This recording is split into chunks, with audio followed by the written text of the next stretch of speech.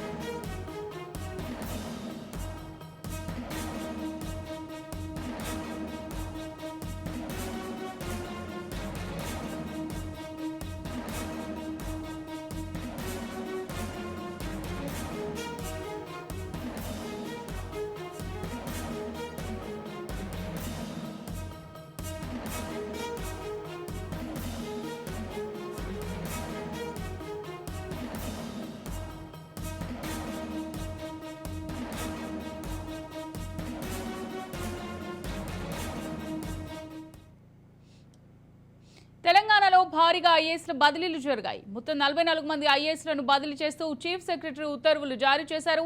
ఇక ఇంత పెద్ద స్థాయిలో ఐఏఎస్ బదిలీలు జరగడంతో పాలనా పరంగా ప్రక్షాళనను ప్రభుత్వం ప్రారంభించినట్టు తెలుస్తోంది.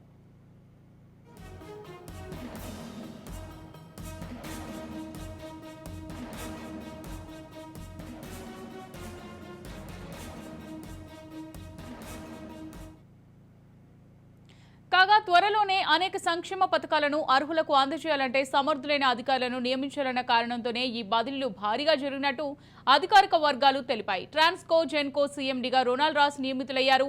జీహెచ్ఎంసీ కమిషనర్ రొనాల్డ్ రాస్ బదిలీ అయ్యారు. ఆయన స్థానంలో ఆమ్రపాలి నియమితులయ్యారు. దేవాదాయ శాఖ ప్రిన్సిపల్ కార్యదర్శిగా శైలజ రామయ్యర్ నియమితులయ్యారు. పాఠశాల విద్యాశాఖ డైరెక్టర్గా నరసింహారెడ్డి, జలమండలి ఎండీ అశోక్ రెడ్డి, జేడీ సెక్రటరీగా సుదర్శన్ రెడ్డిని నియమించారు.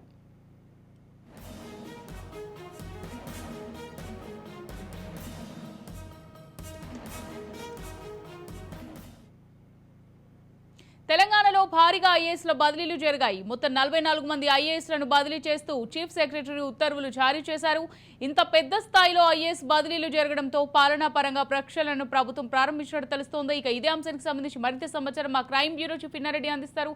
ఇన్నారెడ్డి, అమూల్య, మనం గమనించవచ్చు, ఎప్పుడైతే కాంగ్రెస్ గవర్నమెంట్ అధికారంలోకి వచ్చిన తర్వాత పాలనాపరమైన మార్పులు చాలా చేసింది, ప్రజారంజకంగా ఉండాలని చెప్పి అనేకమైన మార్పులు తీసుకున్న నేపథ్యంలో మొట్టమొదటిగా ఐపీఎస్ ఆఫీసుల మీద దృష్టి సారించి ఆ దిశగా ఇప్పటికే బదిలీ చేసింది. అయితే ప్రస్తుతం కొన్ని పాలనాపరమైన అంశాల్లో కావచ్చు, తర్వాత ప్రభుత్వ పథకాలకు సంబంధించి కావచ్చు, తర్వాత ప్రజలకు చేరువుగా ఉండి పాలన చేయాలన్న ఉద్దేశంతో జరుగుతున్న ఆటంకాల నేపథ్యంలో కూడా భారీ ఎత్తున ఐఏఎస్ అధికారులను ట్రాన్స్ఫర్ చేయాలని నిర్ణయించుకుని దాదాపుగా 44 మంది ఐఏఎస్ అధికారులను బదిలీ చేస్తూ ఉత్తర్వులు జారీ చేసిన పరిస్థితి ప్రస్తుతం కొనసాగుతా ఉంది.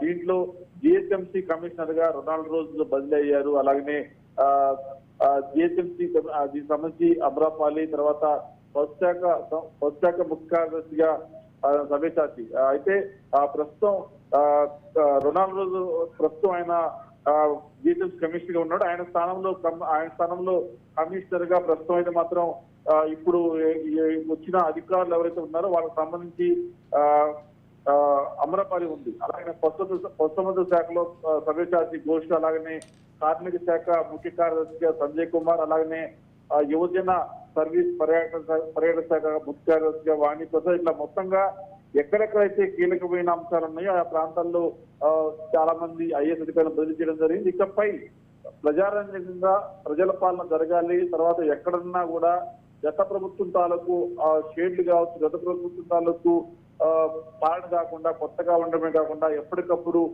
ప్రజలకు కావాల్సిన వసతులు కల్పిస్తుంది కావచ్చు, ప్రజలు ఇబ్బందులు తగ్గుకునేది కావచ్చు, అన్ని రకాలుగా సపోర్ట్ చేసి ఉంటామని చెప్పి కూడా ఈ నిర్ణయం తీసుకుని దాదాపుగా 44 మంది ఐఏఎస్ ట్రాన్స్ఫర్ తెలుస్తాం. Amulya, right, thank you Innareddy, thank you for the updates.